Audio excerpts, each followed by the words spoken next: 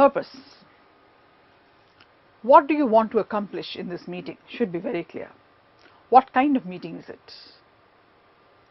Does the leader need to acquire specialist advice on any subject?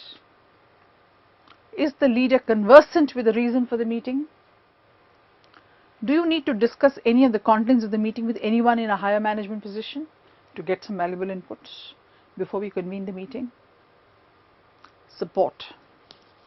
Is there a need to use advanced visual aids for better presentation? If it is a business meeting and we want to present figures, facts, then a graphical presentation would help a lot. Comparisons, charts. Is a written report required? The numbers, if we have to give the last 12 months numbers and that needs to be circulated, it's a written report. How much general knowledge and awareness is required? General knowledge as far as the market is concerned, if it's a marketing meeting, is it required? Do you use mic or other audio aids? If it's a large hall and you will not be well heard, you may need a mic or a podium to address people. Code for meeting. Start and end on time. It conveys a lot of professionalism. People will respect such meetings. Be present on time and be prepared mentally. Whoever has called for the meeting necessarily has to be there first and should be well prepared mentally for this meeting.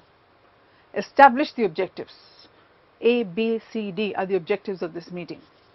Set an agenda. This is how we're going to go about, this is the time we're going to spend, this is where we start and this is where we end. Be brief and precise. Instead of beating around the bush, you must be brief and precise whatever is being said. Don't dominate the discussion. One person should not dominate the discussion because the others will not, then the meeting was not required. The discussion needs to flow. Only then ideas will flow. Listen to others. Very important. Listening skills are extremely important in a problem-solving situation especially. Encourage participation for ideas. Encourage everybody who is there in the meeting to participate through various methods. Don't interrupt unnecessarily. It's a very, very wrong thing to do because you're disrespecting the person who is speaking. So do not interrupt unnecessarily. Don't evaluate presentation. This one has done well, that one has not done well. Look at the essence of the presentation, that's more important. Give full attention to discussions, basically respecting each member in the meeting. Stay close to the subject, the agenda, so that because otherwise meetings will be never ending. Don't have side conversations.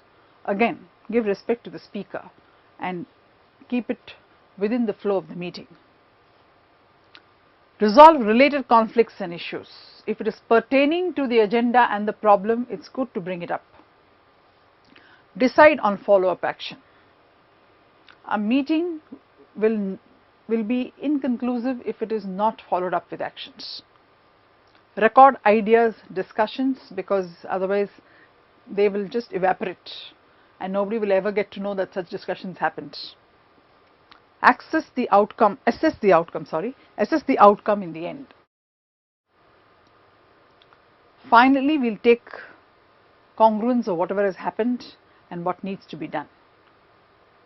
And let's keep the meeting within time. Important preparatory points for a meeting to go off well and on time. Agenda should be clear.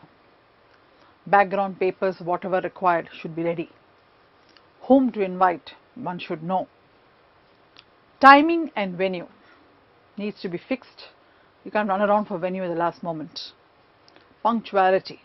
Everybody who is attending the meeting needs to be punctual. Otherwise, timings cannot be kept. Time management.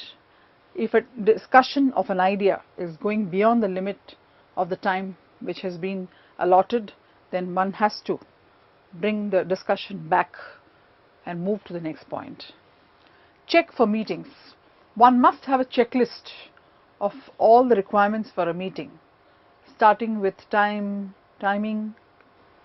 has been communicated, agenda has been communicated, venue has been booked, what are the snack preparations, lunch preparations done, so on and so forth. Checklist has to be ready for a meeting.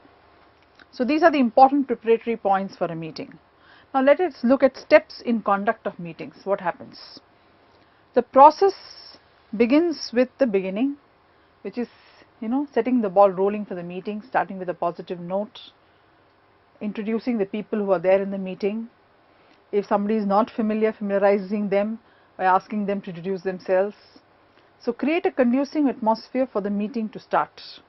Then leading, where the objective of the meeting is discussed and the topics, you start rolling as far as the topics are concerned or the issues are concerned.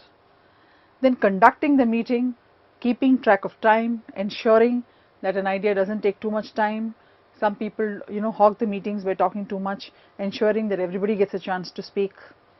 And finally the closing, where one summarizes whatever has been discussed in the meeting and aligning it to the agenda that one started with and ensuring that those objectives have been met.